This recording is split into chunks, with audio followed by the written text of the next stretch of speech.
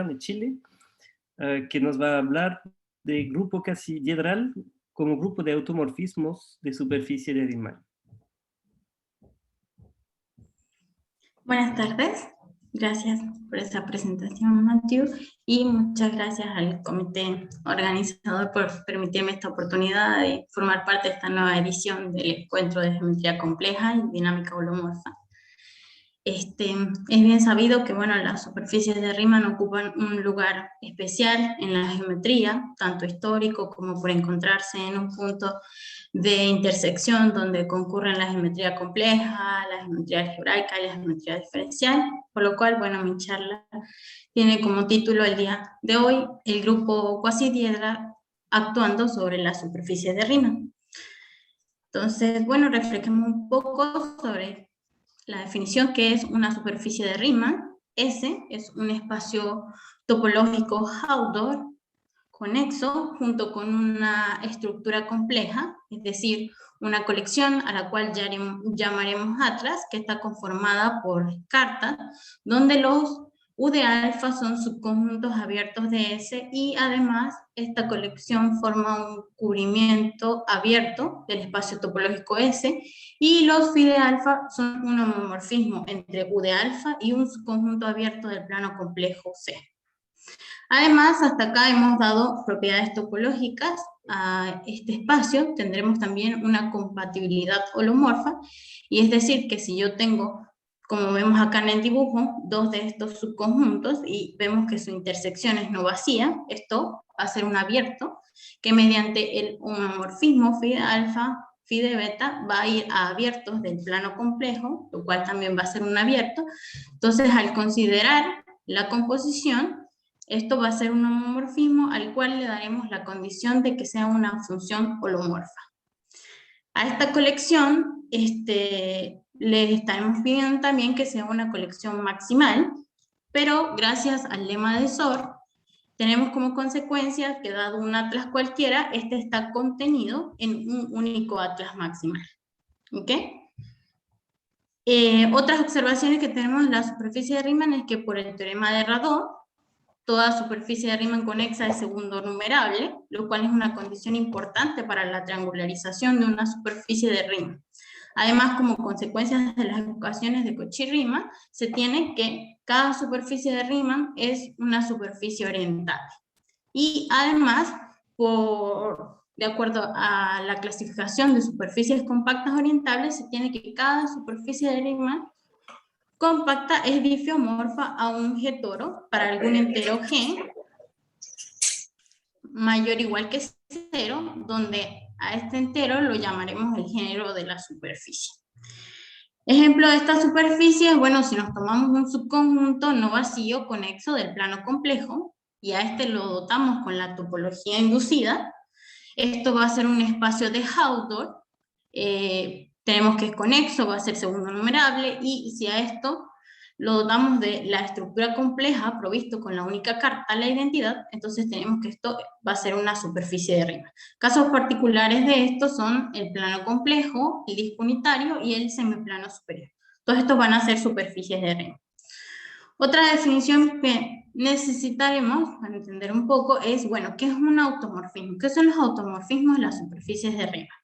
Un automorfismo holomorfo de una superficie de Riemann S va a ser un biolomorfismo, es decir, una función biyectiva holomorfa con inversa holomorfa de S sobre sí mismo, y a este conjunto lo denotaremos de esta forma como AUDS, como el grupo total de automorfismos, tanto holomorfos como antiholomorfos de la superficie S. Y denotaremos el grupo consistente solamente de los automorfismos holomorfos como AU más DS. Algo que debemos notar es que el grupo de automorfismos holomorfos de una superficie de Riemann es un subgrupo que va a ser normal y de índice a lo más 2 en el grupo de automorfismo de la superficie. Un teorema bastante resaltante de esta teoría es el teorema de Hurwitz, que nos dice que dada una superficie de Riemann compacta de género mayor o igual que 2, entonces su grupo de automorfismos holomorfos va a estar acotado por esta manera, y esto es importante porque esto nos dice de cierta forma que el grupo de automorfismos holomorfos es un grupo finito. Ejemplo de esto, como lo vimos anteriormente, para el semiplano superior, que es una superficie de Riemann, podemos ver que su grupo de automorfismos se puede identificar mediante el grupo proyectivo general lineal, que va a estar representado por las matrices con coeficientes en R, las matrices tamaño 2×2, con determinante más o menos 1, y en el caso de los automorfismos holomorfos con determinante positiva. Además, los automorfismos que revierten una orientación en el semiplano superior los llamaremos reflexiones, en el caso que sean de orden 2, y reflexiones deslizantes, en el caso que tengan orden infinito. Asociado a esta teoría, mejor dicho, a este ejemplo de los automorfismos del semiplano superior, tenemos la siguiente teoría, y es ¿qué son los grupos net? Bueno, diremos un grupo cristalográfico no euclidiano, al cual abreviadamente llamaremos grupo net, es un subgrupo discreto del grupo de automorfismos totales del semiplano superior, al cual, si yo tomo el semiplano superior y lo cociento por este grupo, le doy la condición de que este espacio cociente sea compacto. Además, diremos que un grupo net que esté completamente contenido en el grupo de automorfismos holomorfos del semiplano superior, lo vamos a llamar como grupo fuchsiano compacto. Y en cualquier otro caso, diremos que esto va a ser un grupo net propio. Además, dado un grupo net propio cualquiera, podemos definir su grupo fuchsiano canónico, el cual va a estar dado de la siguiente forma. Vamos a intersectar el grupo net con el grupo de automorfismos holomorfos del semiplano superior. Además, esto va a ser un subgrupo único de índice 2, que va a estar completamente contenido en el grupo de automorfismos holomorfos del semiplano superior. Además, bueno, tenemos que Macbeth y Wilking asociaron cierta colección de números enteros y símbolos a un grupo net para poderlo diferenciar de otro grupo net. Y esto lo llamaron signatura de la siguiente forma, donde esta asignatura nos describe la estructura algebraica del grupo delta y nos da la estructura topológica de este espacio cociente, que es una superficie que va a tener género topológico G, que va a tener K componentes de borde y va a ser orientable o no dependiendo del signo de la asignatura. Además, si considero la proyección, esta tiene exactamente, va a tener R puntos branch en su interior y la suma de los SK como valores blank en su borde. Un ejemplo de esto es como lo pueden ver acá en el dibujito, donde tenemos estos como sus puntos interiores y acá sus puntos branch en el borde. Además, la asignatura digamos que nos va a proveer cierta presentación del grupo net delta, que va a estar dada por unos generadores canónicos, como los listamos acá, que estos van a depender mucho del signo de la asignatura y que deben satisfacer las siguientes relaciones. Además, tenemos un resultado importante, podemos ver acá, y es que dado un grupo net gamma cualquiera, definiendo su grupo fuchsiano canónico gamma más, entonces vamos a tener una relación entre su asignatura, la asignatura del grupo net y la asignatura de su grupo fuchsiano canónico. Además, el género va a poderse calcular mediante esta ecuación y dependiendo del signo, van a ser nu igual a 1 o nu igual a 2. Un ejemplo de esto, como lo vemos acá, en este caso particular, pueden ver el dibujito. Y bueno, tenemos también que las superficies de Riemann compactas, yo las puedo uniformizar por los grupos net mediante esta manera. ¿Qué tenemos? Que S puede ser representado como un espacio órbita, de esta forma, donde gamma va a ser un grupo fuchsiano superficie, es decir, un grupo net, que no tiene elementos que preservan orientación de orden finito, y su asignatura va a estar dada de esta manera, ¿verdad? Y además existe un grupo net y un epimorfismo de esta forma, con kernel gamma, donde justamente delta va a ser el normalizador de gamma en el grupo de automorfismos totales del semiplano superior, y el grupo de automorfismo de la superficie lo podemos identificar mediante el cociente de delta entre gamma, y el grupo de automorfismos holomorfos lo podemos identificar con su grupo fucsiano canónico delta más cocientado por gamma. ¿Ok? Entonces podemos ver acá que con esto las superficies de Riemann compactas van a quedar completamente uniformizadas por los grupos negros. Al principio de la charla vimos que esta tiene como por título el grupo cuasidiedral actuando en las superficies de Riemann. Entonces, bueno, ¿qué definiremos como una acción? Dado un grupo finito G, y S es una superficie de Riemann compacta, definiremos como una acción holomorfa o antiholomorfa, una acción holomorfa antiholomorfa de G en S mediante un homomorfismo fiel, que llamaremos phi, de G a los automorfismos totales de la superficie. Y en el caso de que sea una acción holomorfa, entonces el homomorfismo fiel va a ir a sus automorfismos holomorfos.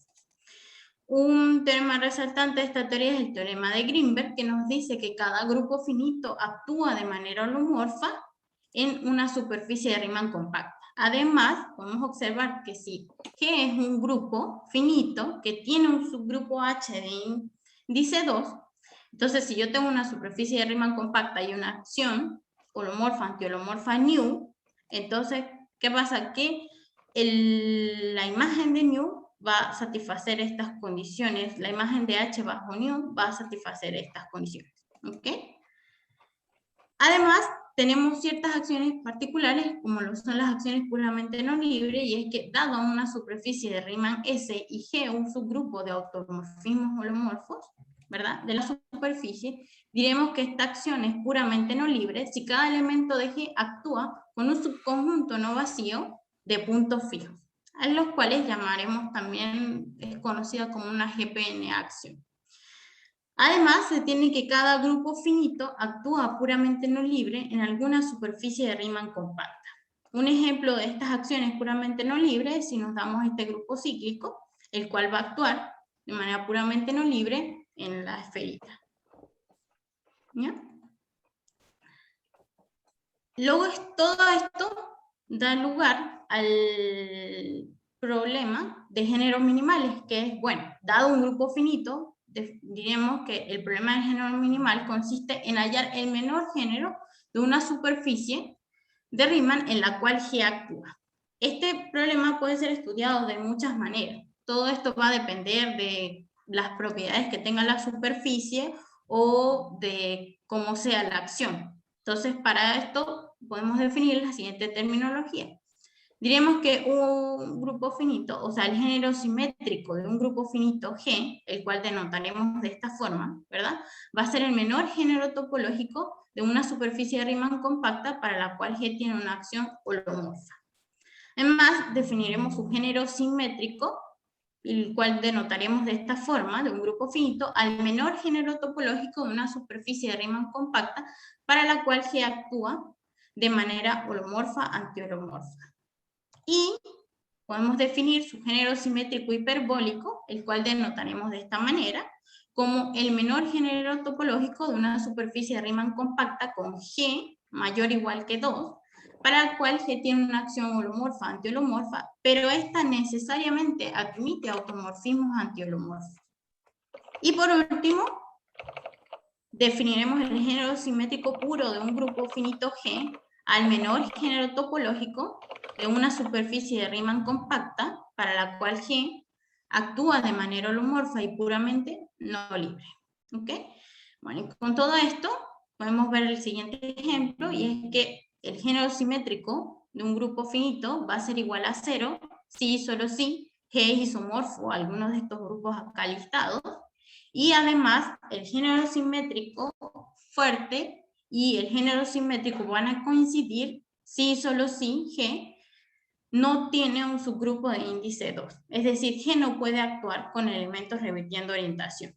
Además, dado un grupo finito cualquiera, tenemos las siguientes relaciones, y es que el género simétrico siempre va a ser menor o igual que el género simétrico fuerte, y este a su vez va a ser menor o igual que el género simétrico puro. Además, para cualquier grupo también se tiene que su género simétrico va a ser menor o igual que su género simétrico hiperbólico. Asociado a las superficies de Riemann también tenemos lo que es un dibujo de niños. Bueno, ¿qué llamaremos como dibujo de niños? A un par donde X va a ser una superficie compacta o orientable y G va a ser un grafo bipartito, es decir, va a ser un grafo bicoloreable donde sus vértices adyacentes van a tener distintas coloraciones, tal que las componentes conexas de X sin el grafo son discos topológicos. A esto llamaremos un dibujo de niños. Y si tenemos un dibujo de niños y el grupo de automorfismo del grafo, entonces diremos que un elemento ρ perteneciente al grupo de automorfismo del grafo va a ser un automorfismo del dibujo de niños si este está inducido por un homomorfismo de la superficie compacta oriental. A este grupo de automorfismos del dibujo de niños lo denotaremos de esta forma, y además, si este grupo de automorfismos del dibujo de niños actúa transitivamente en los lados del grafo, entonces diremos que este es regular. Resultados que necesitaremos, son importantes para nosotros de esta teoría, es que, bueno, cada grupo finito G es isomorfo a un grupo de automorfismos de un dibujo de niños, y que cada grupo finito es realizable como grupo de automorfismos de un dibujo de niños regular si solo si existe una superficie de Riemann compacta S sobre la cual G actúa como grupo de automorfismo holomorfo donde este espacio cociente tiene género 0 y exactamente 3 puntos cónicos. Esto además es equivalente a que G va a estar generado por dos elementos, lo cual nos lleva a nuestro interés de por qué el grupo cuasidiedral. Bueno, el grupo cuasidiedral es justamente un grupo, como lo vemos acá, que va a estar generado por dos elementos que satisface estas relaciones para n mayor o igual que 4. A esto llamaremos al grupo cuasidiedral.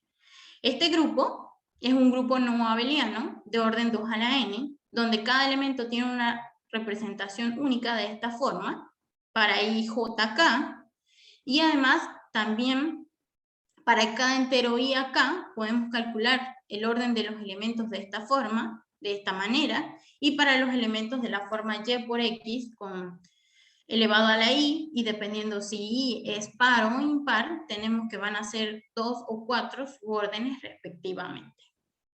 Otras propiedades de este grupo es que, bueno, si tenemos el grupo cuasidiedral, entonces este grupo va a tener exactamente 3 grupos de índice 2, los cuales son el grupo cíclico, que va a estar generado por este elemento, el grupo diedral y el grupo dicíclico.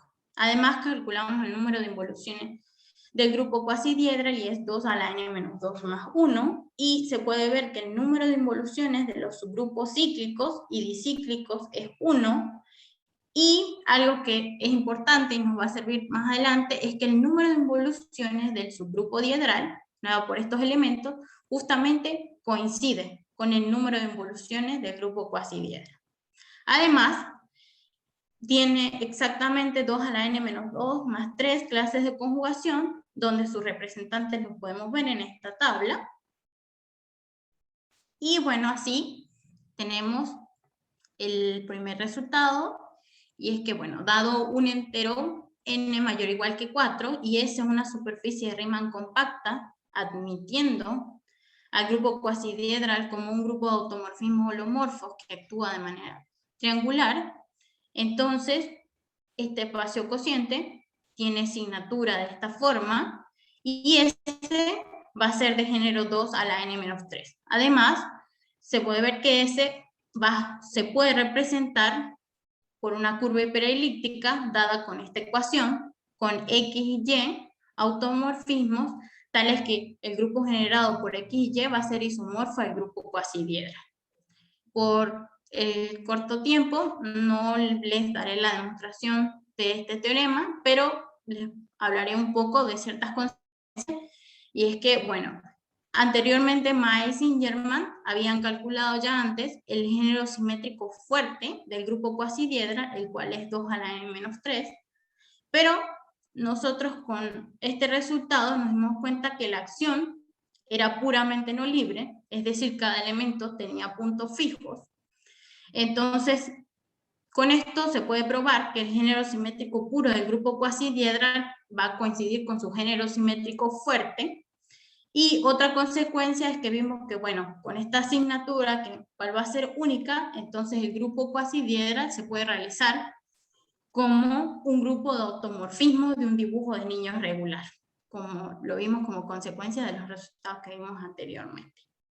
Otro resultado es que, bueno, el género simétrico hiperbólico del grupo cuasidiedral increíblemente también coincide, es 2 a la n-3, y bueno, esto, gracias a que, si nos dimos cuenta anteriormente, sus subgrupos de índice 2 son el grupo cíclico, el grupo dicíclico y el grupo diedral, y viendo esto como el grupo de automorfismos holomorfos, ya han sido bastante estudiados, por lo menos los grupos cíclicos han sido estudiados por Harvey, Bugelanza estudió bastante a los grupos diedrales, el profesor Saúl, el profesor Rubén estudiaron al grupo dicíclico, y usando toda esta información y relacionando el grupo NET con su grupo fucsiano canónico, más o menos juntando todas estas ideas, logramos calcular el género simétrico hiperbólico del grupo cuasidiedral.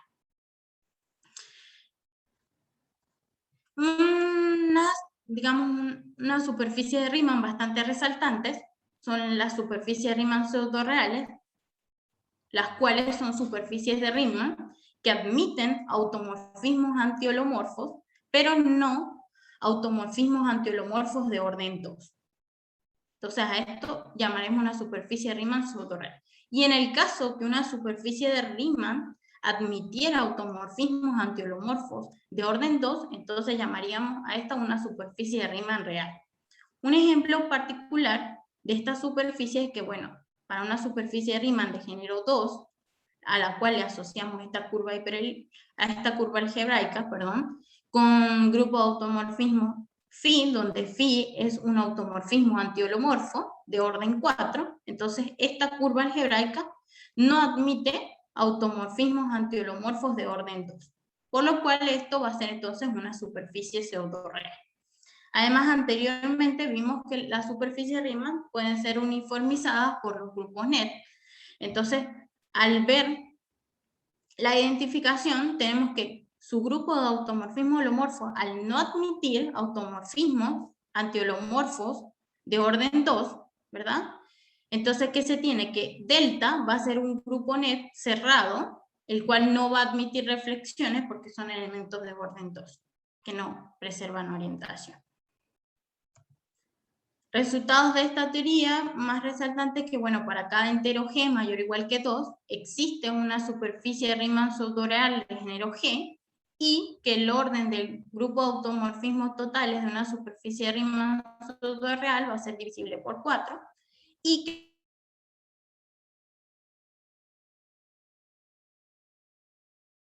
automorfismos totales, entonces G tiene un subgrupo de índice 2 que contiene todas las involuciones de G. Además, por la uniformización que tenemos en la superficie de Riemann a través de los grupos NET, como vimos anteriormente, este grupo delta no va a tener reflexiones, al no tener reflexiones, entonces no va a tener los generadores de borde, y relacionando la asignatura de delta con su grupo fucsiano canónico delta más, entonces las asignaturas nos van a quedar de esta forma. ¿Okay? Además, el orden de los automorfismos antiholomorfos delta de S va a ser divisible por 4, y cualquier automorfismo holomorfo que esté acá en este generado va a tener un número par de puntos fijos. Y bueno, tenemos nuestro resultado, y es que para K mayor o igual que 3 y N mayor o igual que 4 enteros, entonces existen superficies de Riemann pseudo-reales S de género, el que vemos acá, tal que su grupo total de automorfismo va a ser el grupo cuasidiedral, y su grupo de automorfismo holomorfo va a ser el grupo diedral. De esto daré más o menos una idea de la prueba, y es que, bueno, primero que nada, estudiamos sus grupos de índice 2, los cuales vimos anteriormente, son el grupo cíclico, el grupo diedral y el grupo dicíclico. Como segundo paso, calculamos las involuciones de estos subgrupos. Si nos damos cuenta, como dije anteriormente, el grupo cíclico y el grupo dicíclico, su número de involuciones eran 1, y el único caso donde coincidían el número de involuciones fue cuando tomamos el grupo diedral como un subgrupo de índice 2.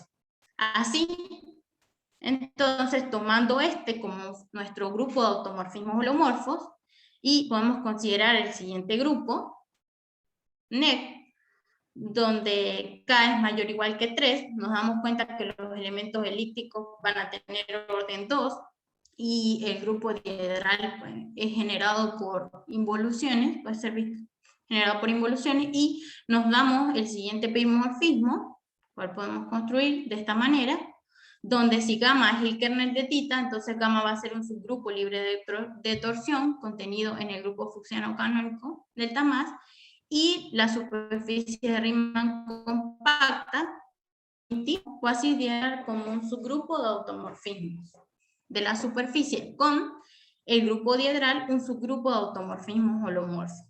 Además, recurriendo a ciertos resultados de Zingerman sobre las condiciones de maximalidad de los grupos fucsianos para las asignaturas, entonces al ver el espacio cociente, ¿verdad? Nos dimos cuenta que la asignatura era de esta forma, y bajo las condiciones de que K sea mayor o igual que 3, entonces por Zingerman podemos concluir que esto es un grupo fucsiano maximal, entonces la elección de delta fue de manera que su grupo de automorfismos holomorfos coincide justamente con el grupo cuasi-diedral, y además podemos observar que los automorfismos antiholomorfos de la superficie van a ser elementos que van a estar fuera del diedral.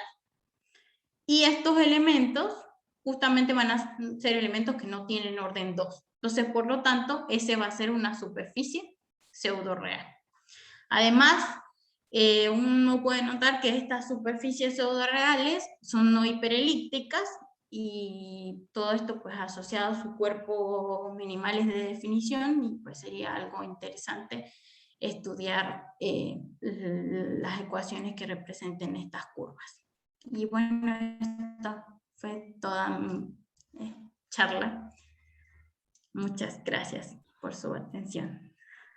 Vamos a abrir nuestro micrófono para dar un aplauso a Erika. Hay un poco de tiempo para unas preguntas.